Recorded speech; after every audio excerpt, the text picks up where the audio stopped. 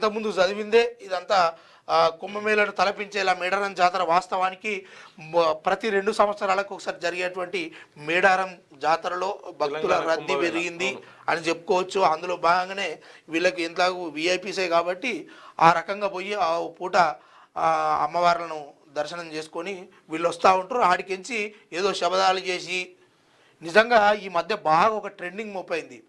ఒట్లు పెట్టడము, అక్కడి నుండి సవాళ్ళు విసరడము, లేకపోతే అది వీలు కాకపోతే ఏడ్చుడు, జనాల్ని నమ్మాలిగా, జనాలను నమ్మించే విధంగా ఎన్ని కుట్రలు కుతంత్రాలు చేస్తున్నారంటే ఆ రకంగా ఏ దానికి ఏ ప్రజలు లొంగుతారు, ఎవరిని ఎట్లా లొంగ తీసుకోవాలి, ఏ పూటకి ఏ మాట చెప్పాలి అనే విషయాల పట్ల చాలా దృష్టి పెట్టి, ఎందుకంటే గతంలో కేసీఆర్ పిటకథలకు కావచ్చు, కేసీఆర్ చెప్పే ఒక డైలాగులకు కావచ్చు, కేసీఆర్ ఏమంటాడంటే అవునా అరే పొద్దుగాల మనకు డబుల్ బెడ్రూమ్ ఇల్లు ఉండొద్దా, ఉంటే అల్లుడు వస్తే ఏడవంటాడు, కోడినీడ కమ్ముతాము, మేఘనీడ కట్టేస్తాము అంటే ఇమాజినేషన్లోకి ప్రజలను తీసుకుపోయి వాళ్ళ మెదళ్లలో వీళ్ళు నివసిస్తూ ఉంటారు, ఊహల మెడలు కడుతుంటారు.